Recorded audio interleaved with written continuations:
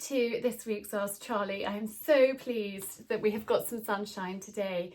It has been a wild weekend and the weather has been absolutely hideous, but it is calm, it is sunny and it's quiet at the moment, although anything could happen today. But I've had lots of people ask if I would talk about interiors, how I style a room, running a home, and I thought this week we could dedicate to that. So this room is our Snug. This is our kind of cozy room where we come and sit in the evening as a family. We might play cards, we might watch TV, we sit around the fire, and it's just a really kind of lovely, homey room. You can kick your shoes off, you can put your feet up on the sofa. It's a kick back and relax room. And you know, I think when you're making a home, a house, a flat, an apartment, a room, whatever it is, your space, it wants to feel comfortable. You want to come in and go, oh, I'm home, and have that feeling of relax. And that for me is really, really important. I want people to come in here and feel welcome and at ease, particularly in this room. The sitting room next door is a little bit more formal. That isn't, you know, feet up on the, well, you probably could put your feet up, we're pretty relaxed, but you know, it's a little bit more formal in here. This room is kind of really, really cozy, really comfortable, and I think it's about creating a space that reflects that. And I thought I'd talk you through some of the pieces in this room and things that we've got and we've collected, because I was looking at this book, New English Interiors, and I went to one of the book launches of this and I met Elizabeth Metcalf and she was being interviewed, and it was really, really fascinating. And as I flicked through the book,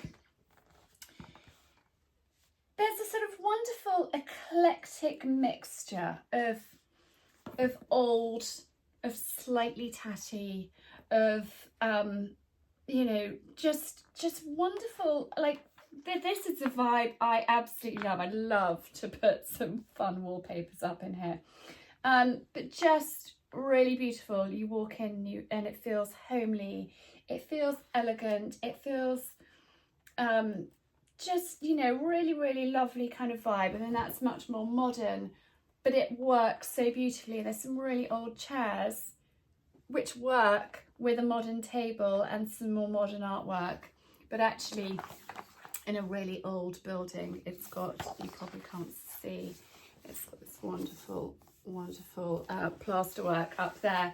And I loved looking at this book, and it made me think about interiors and, you know, different patterns and different textures and mixing things up. And you don't need to go and buy it all new. Lots of this stuff we have had for many years and we've collected over the years, and it's sort of an eclectic mixture of stuff that we have come to love. And it's, you know, our wonderful things. This lamp, for example, has been around for years. I don't even know where it came from. Simon had it before me. The lampshade was looking really tatty. It was green and it was ripped and it was really faded. So actually that's a new lampshade from Pattern House, just to give it a new lease of life. The wiring had actually gone in it and I needed the electrician to rewire it. But it's a really useful lamp. You can adjust the height, you can swing it round. So if you're reading or sewing, I tend to do a lot of sewing in this room. It's really useful for that. Then the grandfather clock that is behind me came from Simon's parents, and that's something, his father collected clocks. And so we've got a few, I think we've got 2 or 3 of his clocks here in this house, which is really lovely to have them. And then the artwork on the walls behind those 3 up there.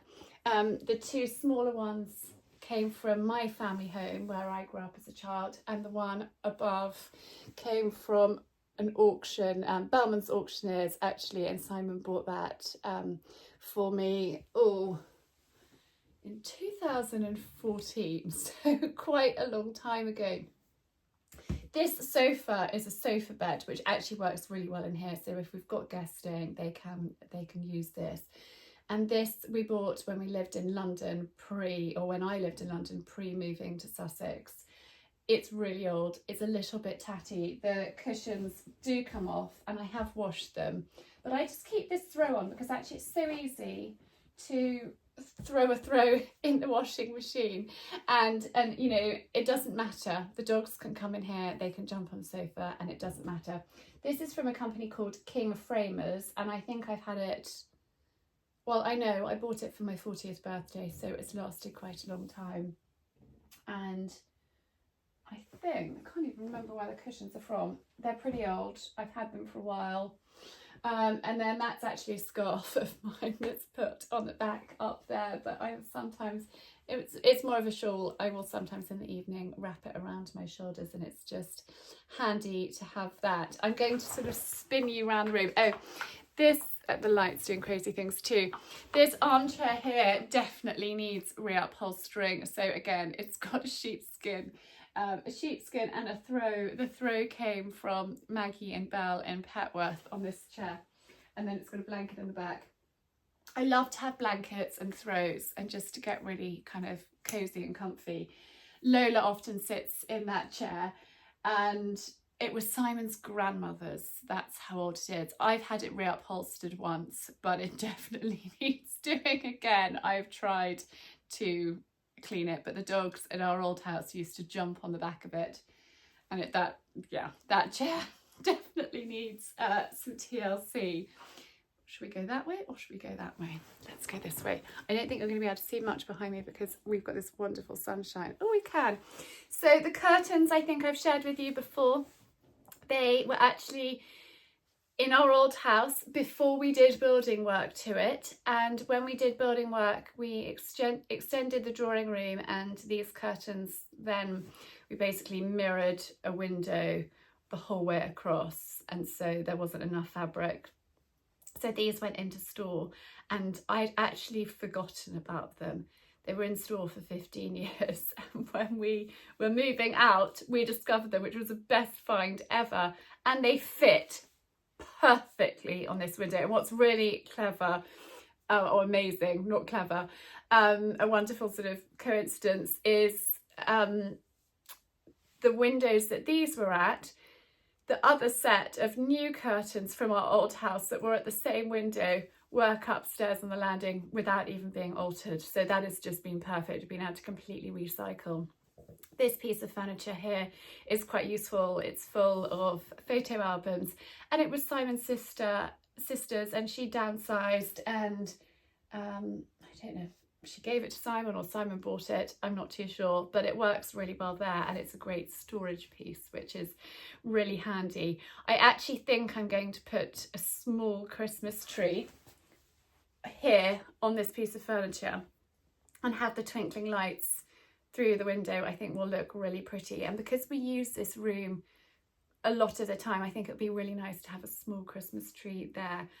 I used to have a big Christmas tree in the drawing room and a small Christmas tree in the kitchen, but I think I might do a small one here and a big one next door. That's my plan. So the reason why I'm sharing this with you is because I want to show you how, you know, you can collect things over years. I've known Simon now for, I think, almost 20 years.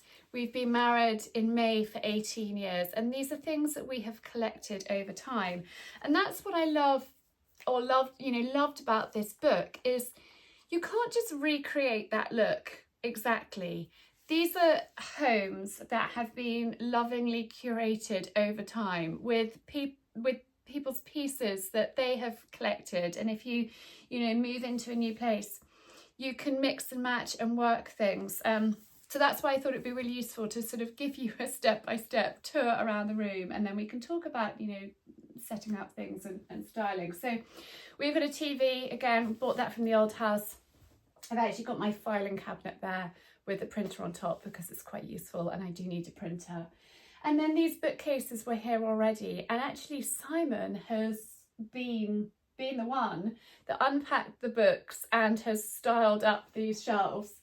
Tiny bit of help from me, but not very much. He's actually really good at that sort of thing, and he takes time, and he's just put the books together in a really lovely collection. Gus's godmother gives him these beautiful books.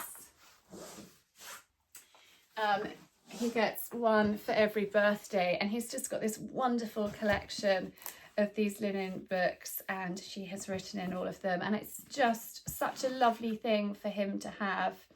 Gussie, happy 12th birthday, all my love, God mummy. You know, so special to have those. So we've got them in here for him, and then we've mixed it up with pictures. This was Archie's christening. This is my wedding day with my brother, and it's just really lovely to have you know, some pictures, some books. Simon plays real tennis, and these are some of the trophies that he has won. Just really, you know, really lovely. And then the focal point of this room is the fireplace. I'm going to light the fire, and we'll talk about that. I've had various people ask. I might move you around there when I do that. The fire back here is actually Simon's, and he's had it for many years. We didn't have it, we didn't have space for it in our last house. We didn't have a big open fire like this one, and so we just stored it up at the stables. But when we moved here, we brought it with us, and it's, you know, lovely to have that bit of history here. This is a club fender, and when I move you on the floor, you'll see properly. I bought it at Bellman's Auctioneers, and actually it worked at our old house. It works here pretty well. And then important to have a fire guard when you've got an open fire, particularly if you've got children. You need to be really careful of that. Old log basket, terribly handy. And this is really old and quite tatty, but I quite like old and tatty. There's something quite comforting about old and tatty. And then this wonderful pair of bellows. I'm sure they're called a pair of bellows. But, you know, really special, and again, something that Simon has had for a very long time, and I just love using them. It might sound silly, but I've just drawn the curtains because the sun is literally blazing in through there. It's difficult to chat to you. So we pop this mirror up here. It probably could do with the mirror being slightly bigger, slightly better proportions, but it doesn't matter, it works. And it's about using things that you've already got and working out where they work and what have you, and we've done that a lot here. I will probably rejig this area, but I will make it Christmassy, so there's just a few things plonked up there at the moment. This was our engagement party with my mother, and then a lovely picture down at the end with the children. So, you know, our fireplace, which I love. I'm going to move you around. We'll do this corner, and then I will come back and light the fire. So again, Simon styled up this area with our sort of treasured possessions and our books, and has mixed things up, which I really love. I love these pictures, and when we moved, I went through all of my absolute favourite pictures, me and Archie and my mum and my brother, and it's just really lovely sitting here looking at them. And we've got some lovely old books that we wanted to keep, and they are displayed up here. And then right down at the bottom, which you probably can't see, down there we've got board games because we love playing games as a family. And then these lampshades here came from our bathroom in our old house, and they're at least 15 years old, but they work really well. There's still lots of life in them, and if you buy things carefully, a lot of things will last you many, many years, and you can mix and match with things. And that's what I wanted to share this room with you, because it's an eclectic mixture of all sorts of stuff from, you know, mine and Simon's past, and it works really well, I think, together. And it's what feels good for you in your home and your space. So when you're creating a space, when you move, you know, take time just to think, oh, that could work there. Move things around. Great advice I was given by Betsy. Don't put pictures up on the walls until you've got the furniture in the right place. And so once we had done that, we put the pictures up, and I shared that process with you, like this feature wall here that Theodore helped me, hang on, let's put it in the right place. Theodore helped me with Nigel create this space of lovely treasured pictures that we have had for many years, and there's just this wonderful eclectic mixture of black framed on this wall, and it works really well. And there is room for a few more bits of artwork in here, so there'll be a sort of phase 2, and we'll probably add more over time. And then we've got a little side table with a lamp. That lamp and lampshade has been around for a very long time. And this sofa was before I had met Simon. He had it, and it had a red and cream stripe. I remember it well, and it was pretty stained and hideous. So I actually had it recovered in this red, which actually has lasted very, very well. But again, I've got to throw on it. This throw is actually a bedspread from So Souk, but it's really cosy, and again, it's fine if the dogs are to jump onto the sofa, it doesn't matter. And then some old cushions. These were made at the same time as I had these done, and this fabric was really, really hard wearing. It was in a children's playroom at home, so they've had quite a battering and come up well. They wash really, really well. So that's the sofa. And then I think there's one more lamp and a side table over there behind me. The sun is just amazing. There's the last lamp in this room. And then the final piece in this room is this wonderful ottoman, which Simon had made. It's a Keelan rug on covering an ottoman. And it's just such a great piece of furniture. We do take our shoes off, put our feet up, and yeah, I just love it. I've got wonderful memories of it.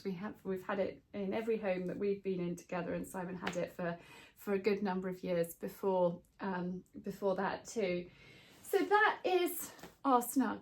I really hope that you enjoyed the tour. We will light the fire in a minute, but I just want to share with you my cleaning schedule, because I had lovely Ella got in touch, and she said, Charlie, I'm feeling overwhelmed. I've just moved in, moved out and in a new home for the first time, and it's quite overwhelming, and where do I start? And that's why I thought if I shared our lovely things that we have in here, well, you might not think they're lovely. I think they're lovely, and that's what it's about. It's about your personal preferences, your taste. It's what feels lovely to you. As I talked about in the beginning, if you walk in and you're like, I'm at home, that's perfect. You might love minimal. You might love modern, sleek, no clutter. You might find, all this stuff on the bookcase, you might find it too much, and that's fine. For me, that's what I love. And that's what really came across when I was looking at Elizabeth Metcalf's book. I looked at it and I was like, yeah, there's stuff, there's things, there's loved things, there's treasures that have been collected over years. I mean, that room really just spoke to me. It's amazing. It's absolutely gorgeous.